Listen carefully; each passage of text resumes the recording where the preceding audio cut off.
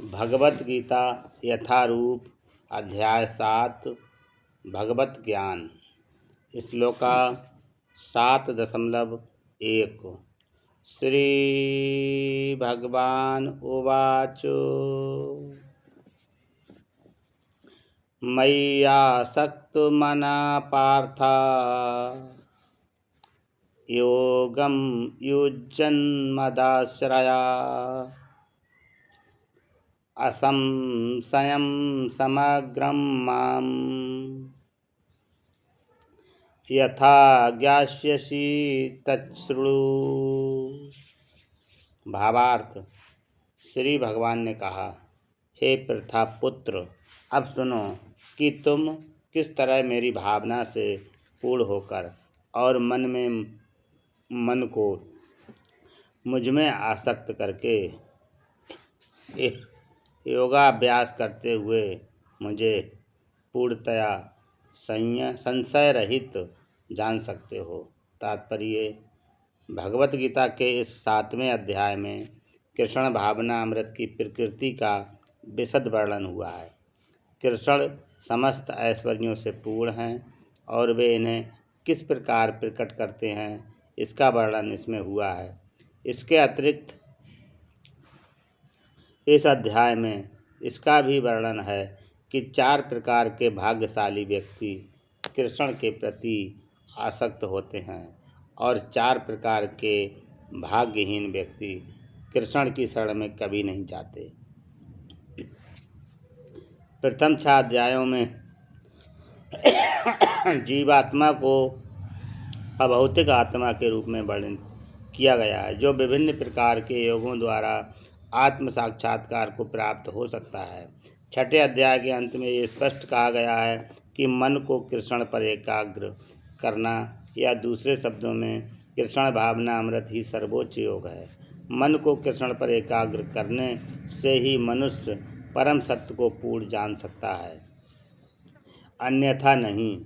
निर्विशेष ब्रह्मा ज्योति या अंतर्यामी परमात्मा की अनुभूति परम सत्य का पूर्ण ज्ञान नहीं है, क्योंकि यह आंशिक होती है।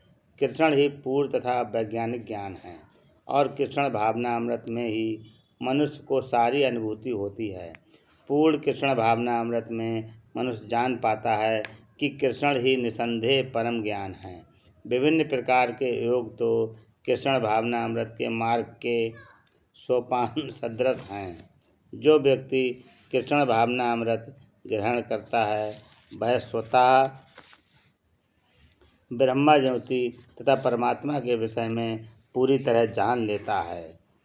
कृष्ण भावना अमृत योग का अभ्यास करके मनुष्य सभी वस्तुओं को यथा परम सत्य, जीवात्माएं, प्रकृति तथा साज सामग्री समेत उनके प्राकट्य को पूरी तरह जान सकता है। अतः मनुष्य को चाहिए कि 6ठे अध्याय के अंतिम श्लोक के अनुसार योग का अभ्यास करें। परमेश्वर कृष्ण पर ध्यान की एकाग्रता को नवदा भक्ति के द्वारा संभव बनाया जाता है, जिसमें श्रवणम अग्रणी एवं सबसे महत्वपूर्ण है। अतः भगवान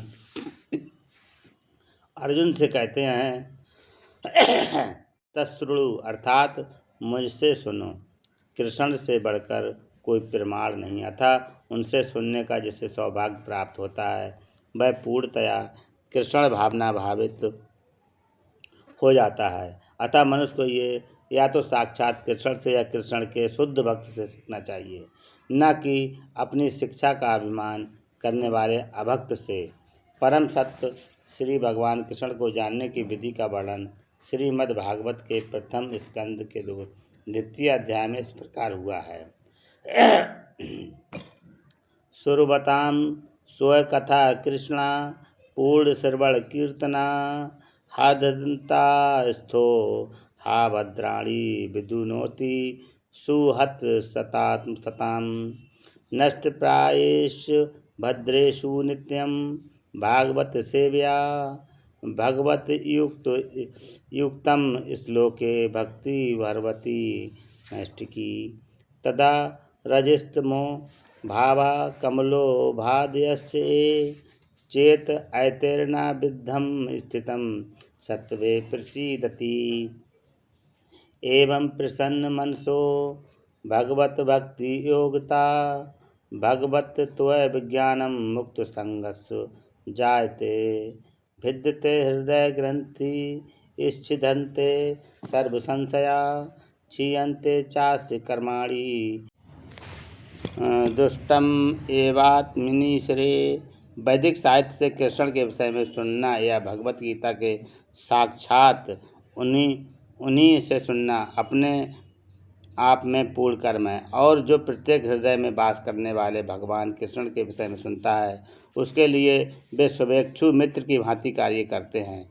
और जो भक्त निरंतर उनका श्रवण करता है उसे वे शुद्ध कर देते हैं। इस प्रकार भक्त अपने सुप्त दिव्य ज्ञान को फिर से पा लेता है। ज्यों-ज्यों वह भागवत तथा भक्तों से कृष्ण के विषय में अधिकाधिक सुनता है त्यों-त्यों वह भगवत भक्ति में स्थिर होता जाता है। भक्ति के विकसित होने पर वह रजो तथा तमो गुणों से मुक्त हो जाता है और इस प्रकार भौतिक काम तथा लोभ कम हो जाते हैं। जब एक कलमश दूर हो जाते हैं तो भक्त सतोगुण में स्थिर हो जाता है। भक्ति के द्वारा स्फूर्ति प्राप्त करता है और भगवत तत्व को पूरी तरह जान लेता है। भक्ति योग भौतिक मोह की कठिन ग्रंथि को भेदता है और भक्तों को असंशयम समग्रम अर्थात परम सत्य श्री भगवान को समझने की अवस्था प्राप्त करता है। भागवत 1.2